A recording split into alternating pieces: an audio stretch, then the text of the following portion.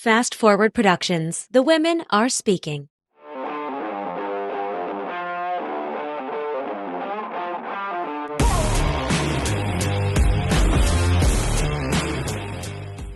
Guys, you are in for a treat today. Now, one of the best parts about running the Doers Club is that everybody is so involved in sharing their expertise, their point of view, their learnings, their industry insights. And I'm so grateful for that because I might be an expert on what I know, but there's way too much I don't know that I can only really include my point of view from what I've known thus far or from what I've learned thus far. There's so many people in the group that know considerably more than I do in their respective industries. And it's great because once you get into that Slack channel, you'll see people saying, hey guys, here's an update in my space. Hey, here is something I'm noticing from clients if you guys want to put this to work in your business. Or maybe somebody asks a question about email marketing and I can only lend, a very general answer, and somebody with such deep expertise chimes in with actual tangible insight. And that's what we noticed with Rachel Lopez, who's joining us today. She's so involved in the Doers Club. She's been such an incredible member of that group, so helpful, so kind, such a great participant. And it was only right that I invite her today to come talk to us about email marketing because, here's the thing. I definitely have done my fair share of email marketing. When I was a freelancer, I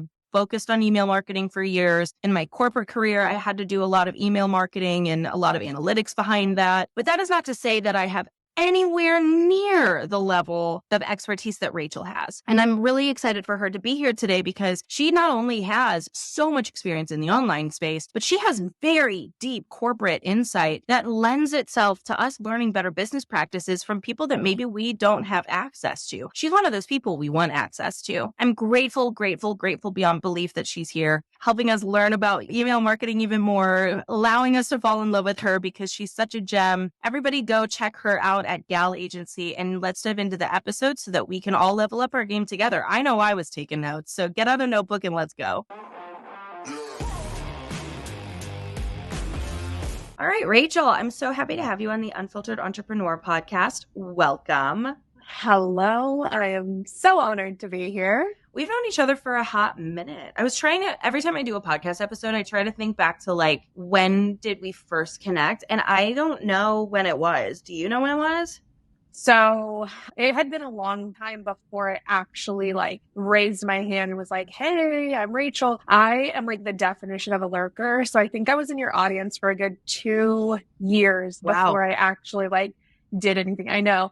I was watching through all the launches and all of this. And I was just obsessing. And then finally I joined the Doers, I think it had to have been over a year or so ago. And it was just a no-brainer. I love having you in the Doers, and we've gotten to know each other pretty well. You're in the round table. I love your business. Obviously, I introduced that you have an email marketing business. So let's talk about your entrepreneurial journey. What's your career? Have you always been in email marketing? Were you in something and shifted? It's so funny because Carla on my team, she was a social worker and then she became a social copywriter. So it's just always so funny. Have you always been doing this? Was there something else that you were doing? Yeah, I have lifelong email marketer. And I think that this is where a lot of my knowledge and passion comes from, is because I spent 8 years in corporate. So it was financial industry, tech industry. I went into professional sports for a while. Favorite job ever, all running the marketing automation, marketing analytics, and then email marketing. And so one of the things that kind of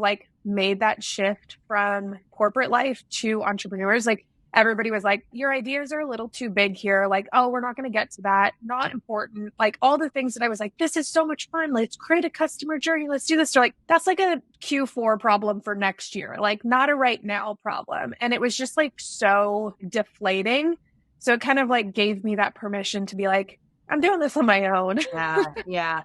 I also feel that's one of the hardest things about working in corporate is being I know this will work, or I've seen this. I'm in the trenches. I'm the one studying this.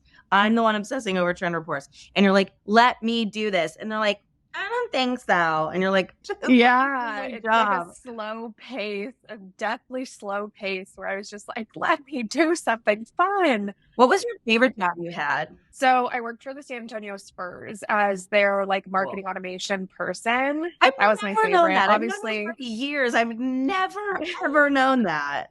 Yeah. So, I mean, obviously being able to go to all the games and like work in the arena, I think like the thing that people don't realize is that if you're in professional sports and you work at like a arena that does all the concerts, like you're there when the band's doing like the sound check and like testing all the things out. And like during like that side, it's like always enjoying like the fun perks of it. It definitely made up for the lack of pay that the professional sports world does. But yeah, that one was my favorite job. And it just, I'm not born and raised, but like lived in San Antonio my entire life. So to see like some of our big like sports players retiring and stuff, it was like dreams and goals and stuff. So yeah, that was definitely it. That is such a fun job. And you're still in San Antonio. Yeah, we make the big move out to the country in 3 weeks. That's so exciting. And you're gonna ditch the city for the quiet life. Are you excited? Yeah, I'm so thrilled. I'm like, I can't wait to not have like UPS or Amazon driving by every 5 minutes. Like, yeah, just to have like peace and quiet in the backyard just feels unheard of. I'm curious about that. Like, I think a lot of times as entrepreneurs, we talk about these like revenue goals and we talk about like, it used to be 10K months and then it was 6-figure years and now it's like 7 figures. And I'm like, when are people going to be like, we have to be trillionaires and I'm going to show you like how to do it? It's like, but what's interesting is that I always like to tell people that lifestyle is something to aim for. Do you feel like entrepreneurship is allowing you to have this kind of shift in your life and allowing you to go, live a different type of lifestyle than you've lived before? Or do you think that you were going to do that anyway? Probably. No, I think entrepreneurship 100% supported this decision because it is so far away that like the commute to a corporate job would just be so unreasonable that it would completely like make the decision like not make sense. So the fact that like I can work from home, I can have my own flexibility and like kind of build my own life out there in that new little bubble is so much more obtainable than being able to like have to report in to like an office or something like that. So just that side of things, like location flexibility it changed the game. So yeah. What's your team like now? You have anyone supporting you? I have one copywriter. This is something that you and I have talked about, like get a team. I'm still working on it. I think my next hire will be some type of like marketing generalist to support me in that space. But I've been burned by teams. So I'm just kind of in that like paralyzed spot of like bringing someone on, and teams are like my weakness. I have to own that. Well, the good news is that teams will always burn you. So that won't ever stop. That's not the good news necessarily. But to me, like, I think that's just part of it, and you don't need to have a team. And especially if you're listening and you're like, wait, do I need to? Like, it's not required, at all. I think that it helps you scale. I think that it helps you with leadership skills. But at the end of the day, you don't necessarily have to. But for those of you who are listening and getting to know Rachel, you were working in corporate. What was it that you were like, I'm shifting into doing this for myself or doing this for my own clients or doing it on my own terms? Like, what was the appeal and what was the straw that broke the camel's back? Funny enough, it was being a manager in corporate. So like having that leadership to manage my own team and kind of like grow in that space. But, the limitations that you experience in like a corporate space were just so discouraging. And so being able to say like, I can recreate this and like do it on the outside. And then like my passion just for helping women business owners, like get access to strategies that maybe agencies would be charging so much money for, to give them like affordable, accessible, like strategies that make the most sense, was something that like really, really pushed me and motivated me. And it's still one of my biggest motivations. You won't see my prices being insanely outrageous. Like you'll see them being like, I'm focused on retention here. Your customer lifetime value as my client is more important to me than like me milking so much money out of you every single month. So those two aspects of it was like, I really want to build my team. And now I'm kind of like, I get it. Like it is one of those things that you're going to be burned like constantly. And it's like just going with the punches. And like, I totally hear that. And that's one of the things that I'm like, yes, love that. But it also was like the first motivator, which kind of like blows my mind. I'm like, I was such a good manager. And now I'm like questioning it because I'm like, man, you lied. You don't know how to do that. No, I don't think that's it. I think that managing under someone else's umbrella is so different than managing inside of yours, because if they mess it up, like that's your money. You know what I mean? Like that's your business. It's your reputation. It's your thing that you've built. You know what I mean? Like there's so much more connection to it. So I think that's fair, but that's okay, and I'm happy that you're in the online space. I'm happy that we've been working together for a while. But what have you found is like your favorite part of your business? Like what is it about entrepreneurship? For me, I feel like, obviously like I love connecting with everybody. I think it's so cool. I think it's awesome to see female entrepreneurs thriving in this way. I'm wondering, like, why do you love all of this? Like, is there a reason? Is there any mission behind it? I think the ability to grow and pivot at a pace that is just so non-existent in my past life as a corporate person, like you can evolve a business so fast. I'm always in awe of like how you kind of just like bring your ideas to life.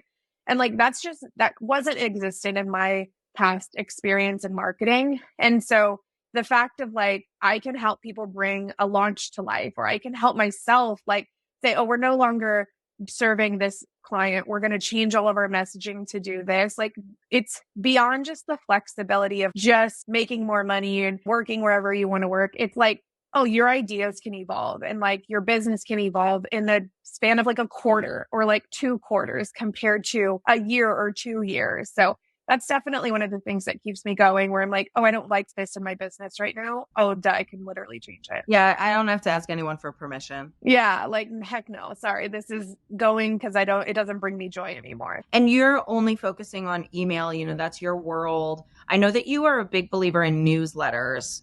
Something that's kind of interesting is that like I have been loud about not being a newsletter girly. Has that rubbed you the wrong way? Do you not like the Not at all. You're like, not at all. Up respectfully. No, oh my gosh. Because my like philosophy on newsletters is that do it when you can provide value. And so if that means you can come out with a freaking killer newsletter on a quarterly basis, that's your strategy. If you can like create one valuable email a month, that's your strategy then. Like I'm not the email marketer that's going to say like send twice a week or send on a weekly basis, like value over anything. Yeah. And that's kind of like always been my thing. And honestly, a lot of it, and I think this is all marketing, a lot of the reason that I have been, and I'm going to tell you about why my perspective on newsletters is changing, but why I've been so loud about like, don't be somebody who just like sends a weekly email is because I am the person who started that way. And I was like, it's going to be so easy because all you have to do is build up this format where it's like have an intro paragraph that's about your life and like one thing you're recommending and one thing you're listening to and one recent podcast episode and 3 products that you're loving or something. And that worked for a while. I was like, oh, I'm so inspired. But then I got busy and I was like, just put anything in. Fine, that product works. Fine, that product works. Fine, like just someone else write the intro paragraph for me. I don't even care what it says. Do you know what I mean? And then I was like, ugh, what terrible content. Like, what a piece of shit. And so for me, I was like, I'm never doing that again. But we're kind of saying the same thing where I'm like, don't send things that aren't valuable. And you're like, you can still send a newsletter though. I don't know. I mean, like, because I think we all do this. I think we all like lend our personal experience into our ethos around business. So what is the champion of doing newsletters? Is it because it does make it more tangible for people? Yeah. I mean, so just to like give a little insight into like how I approach email marketing, it's all goal driven, all based off of a purpose. It's not just doing to do. There's no to-do list that we're going to like write a newsletter and get to that point and be like, well, I don't know what to send. That's not at all how I approach marketing. I think there are too many emails in people's inboxes as it is. So it's like, if you're going to sit there and just say like, just get it out, wrong energy, not what we're doing here. So really making sure that it's supporting a business. Like it should do a goal,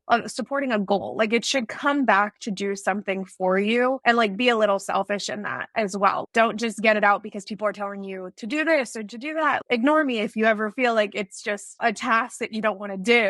So I mean, bad content is always going to be bad content. Good content is always going to be good content. I haven't sent an email since the rebrand, like I have not sent one. And that is insane to me. Like, are you okay? Like, we just did this massive rebrand, like all new colors, all new fonts, all new social media. And I'm just like crickets over here on my email list. But we're shifting so much about the team. Like, I don't have the time. I have to know what's a paper plate and what's a glass plate. To me, email, paper plate. Unless I'm in a launch, glass plate. I have to know, like, if I drop it, is it going to break? But I will tell you what, those automations, they're working, baby. You know what I mean? Like, they're working overtime for little Miss Ashley Pollard. So I'm not unhappy about that. Are you pro email automations? Hell yeah. I call them inbound flows, and you can be so targeted. Like, your pitch one is a perfect example of like identifying a key problem and like giving them a perfect solution directly to it. It is the perfect example of like calling in a very specific person with a very specific problem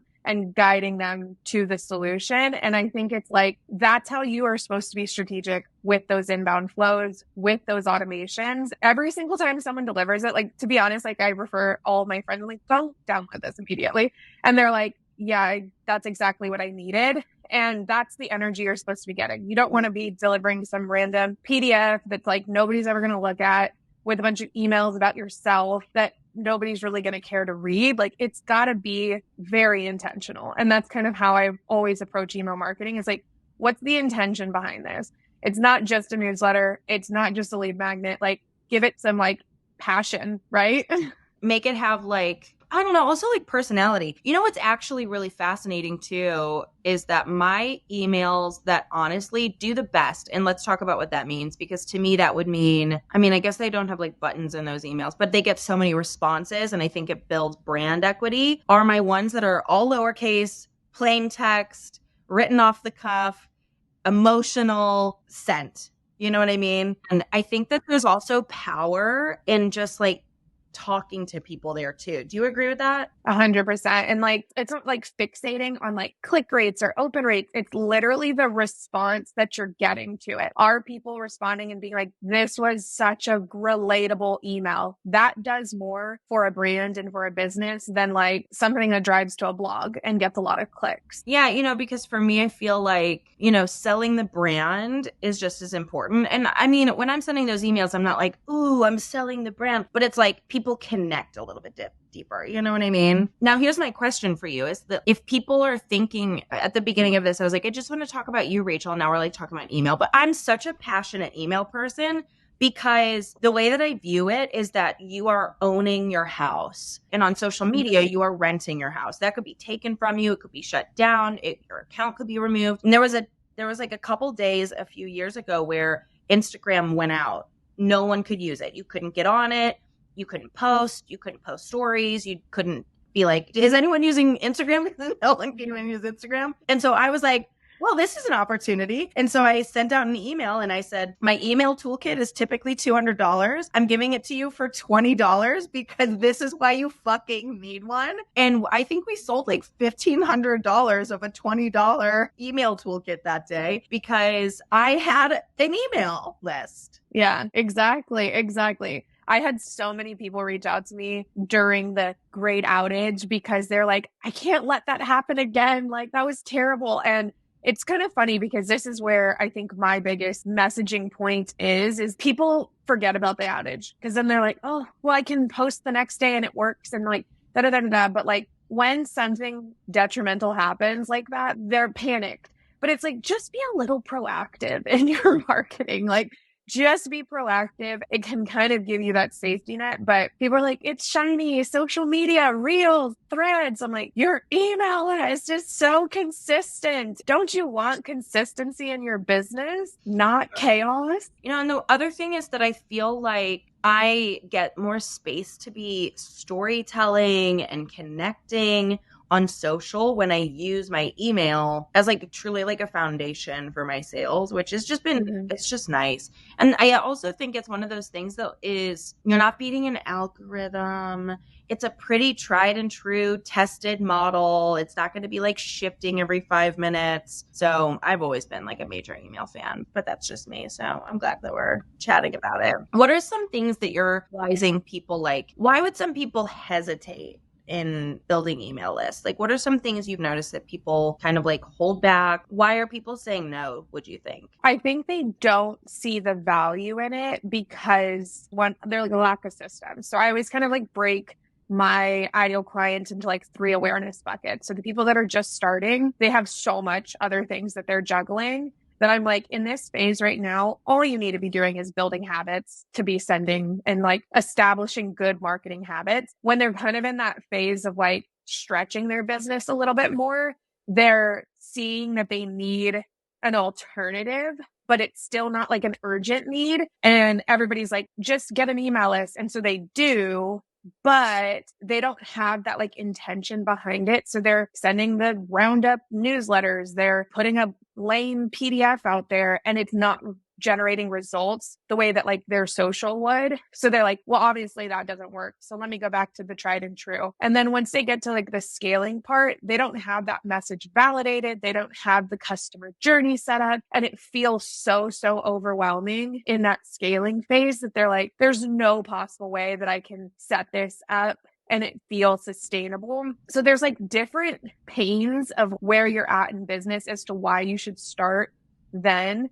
But it's so easy to just do it on social. But then again, when an outage happens or when something happens and when you have to show up for your business 100% of the time, because sure, you can schedule and you can batch, but like in order to get those consistent sales, you have to put so much of that energy into it compared to write a sequence once, make sure it's optimized, and like send it or like draw people to it. It's so much easier. It's so much easier. And like people are like, Instagram is so hard and like I don't want to show my face and I feel so vulnerable and everyone's going to see it. And I'm like, email is not public. Email doesn't require your face. Email can be done at any time of day. Email has no algorithm. Email requires less frequency. Like, make it make sense. You know what I mean? Literally, this is my biggest struggle because I'll sit there and I'll have these conversations and they're like, yeah, I hear you. And then something shiny will happen and be like, make 100K using your stories. And then they're like, oh, I definitely need to do that. I'm like, really?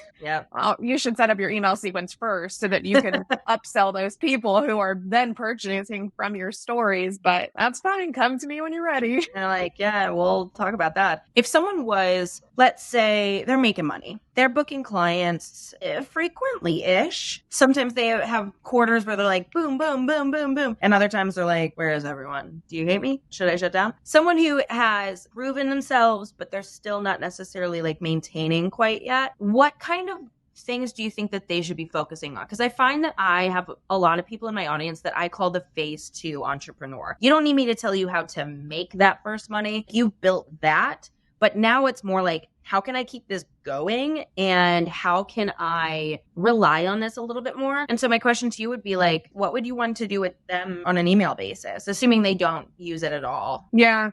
I think I might have gotten this reference from you or someone in the Doers about like the tortoise and the hares, where like hares are beautiful for social media. They're the ones that are coming in, they're seeing a content piece they resonate with, and they're like, where's your discovery call link? Or where's your service guide link? The email list thrives for the tortoises, the lurkers like me, the ones that are sitting there and being like, let me just get a little bit more connected. Let me see if I can build this relationship. So the hare is perfect for social media. Like, this is where they see a piece of content, they resonate, they're on stories. They're like, where's your link to book a call? How do I get this immediately? The tortoises is where the email list comes in. So it's where like the nurture, the people who are like me that need to lurk for like 6+ months exist. Like, that's the prime space for that. And if I think some business owners want to ignore the fact that they have tortoises in their audience, that's the people that are saying, not email list is not for me. But the ones, once you realize that there's like someone in your space that's been just purely observing and wanting to get a little bit more education before they make that decision, it's kind of like, duh, you should have like an email list because you can keep and craft like an experience that serves them. So for the 2 spaces, like newsletter is perfect to stay top of mind. It's perfect to like push people further down that awareness funnel. For the hares, they'll do their own thing. They'll convert on social. They'll do everything like that. But the majority of most people's audiences aren't hairs. Those are just the loudest people. So you're kind of saying like have both, you know what I mean? Like for the people that are like ripe and ready, those people, they'll book kind of from anywhere, to be honest, but you want to have a place to nurture. And to me, like, I don't want to put that kind of pressure on my social. I want to feel like I can talk about whatever I want to talk about on my social. I don't want to feel like I have to align with this strategy because I have to make sales there. Like email is just so much easier than social media. I will die on that hill. I don't know about you, but I will just always be that believer.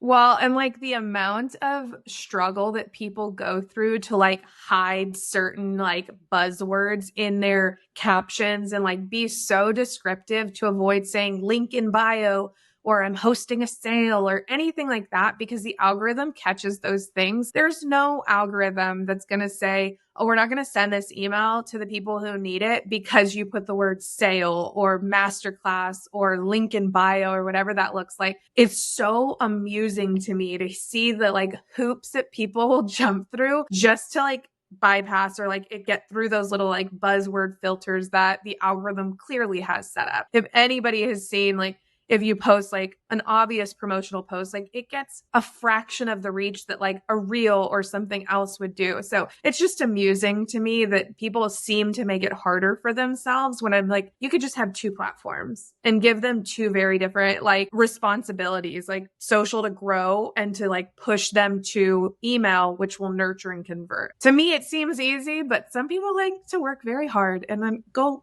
girl. You want to work hard? Go. Like, I'm tired. I'm Same. tired. I don't need to be buzzing my ass anywhere. Okay, so here's a piece of advice I give people, and I'm wondering if you disagree with me. So a piece of advice that I give people is they're like, what offer should I be selling on social? What offers should I be selling? What offers should I be selling? And what I tell people is sell different things in email than you sell on social. On social, sell those quick buy products, right? And sell something over and over and over, because on social, they're just going to see it over and over and over. And then they're going to be like, okay, I'll do it.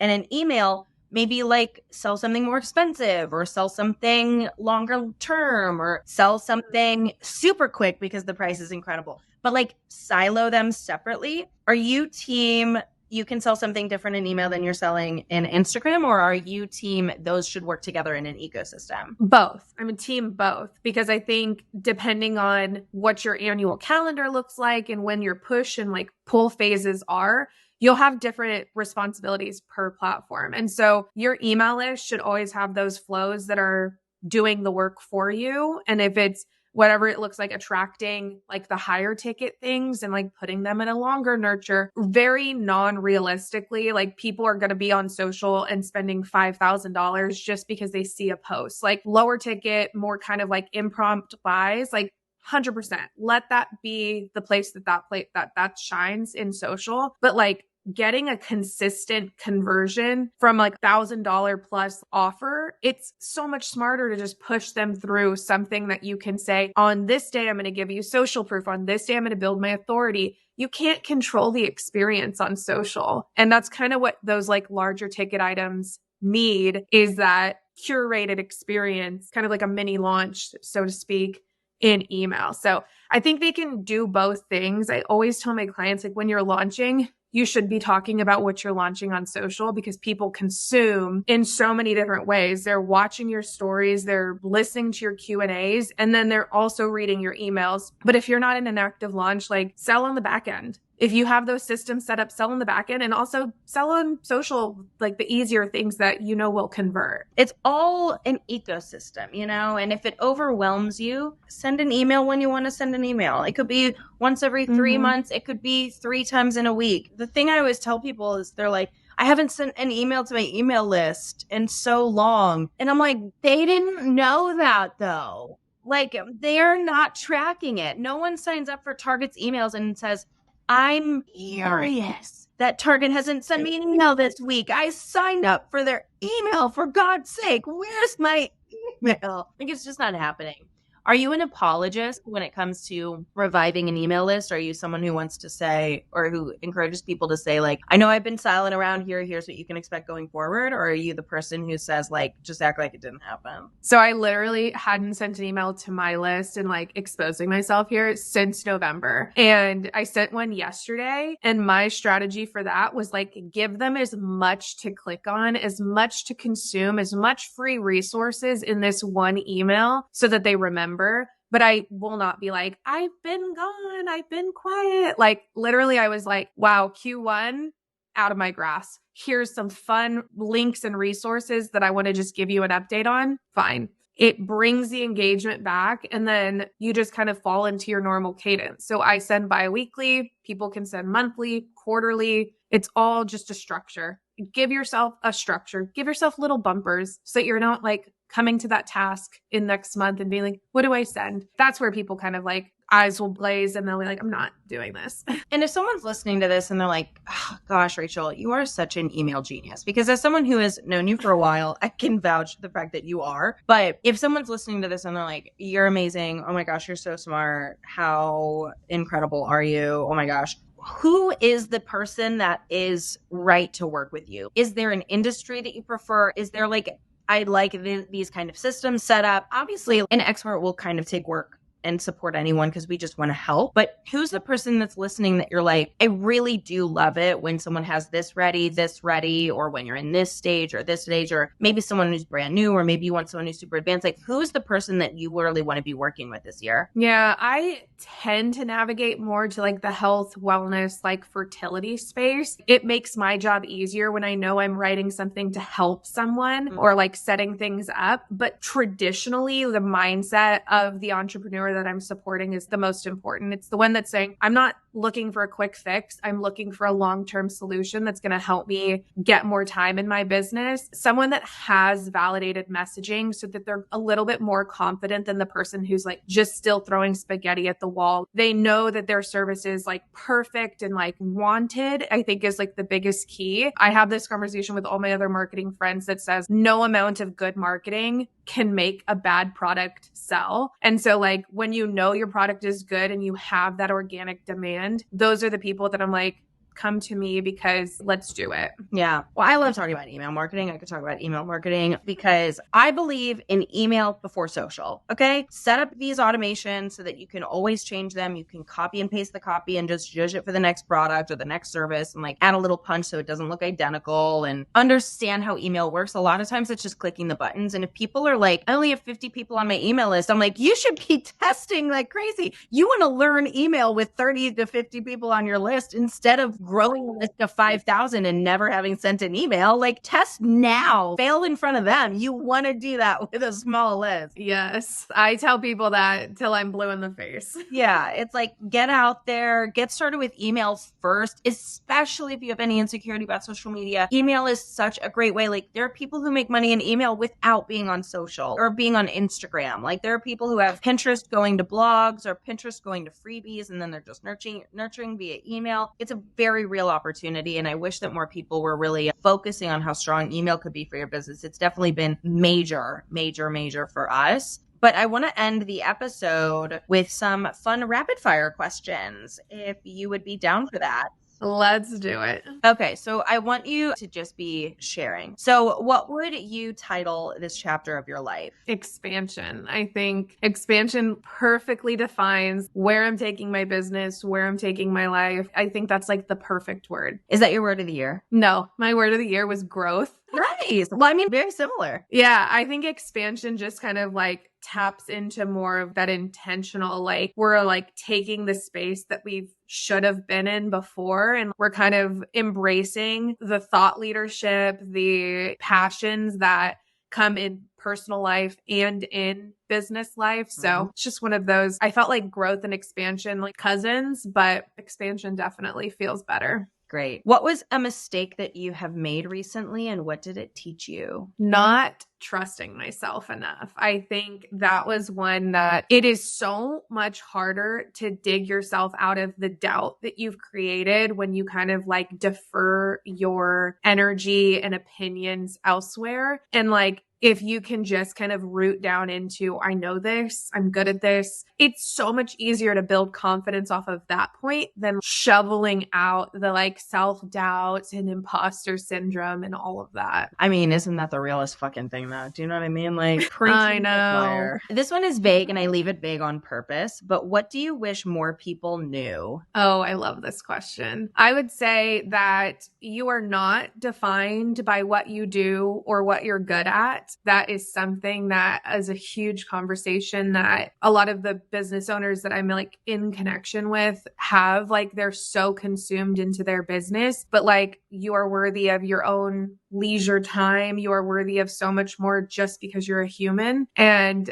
I think the consumption of just being so utterly involved in your business because you're good at it is so, like, it just kind of removes a lot of like your worth when you can be so much more than just a business owner. What a good one. Rachel, you're killing it today. I have a couple more. If you could have known what you know now when you started your business, what do you wish that was? Oh gosh, I would have released one of the big philosophies that I had in corporate, which was just be a sponge in every situation. And so I think as a business owner, there were so many times where I could have been a little less of a sponge. I could have listened a little less to the gurus and to the experts and just kind of like led the way and made my own mistakes and kind of learned that way instead of being like, I'm a sponge, which was my corporate philosophy, to be like, just go in and learn what you need to do and like see how to make yourself helpful. In business, it doesn't work that way. Like, sometimes you do need to make your own mistakes and learn and not have that little cushion of being like, well, the guru said this or the expert said that. Don't be a sponge sometimes. That's so funny because that's actually the social that we have going out today that I have to do right after this podcast is literally about absorbing versus observing. And I think too many of us are absorbing everything we see online versus observing it, putting it through a filter of, does this matter to me? Is this for me? Is this for me right now? And I think that's truly, you hit the nail on the head. I think a lot of people spend so much time kind of saying like, they said it, so it's true, and it's true for me, and it's true for me at this stage. And if I don't do it, I'm making a mistake. And it's so hard to like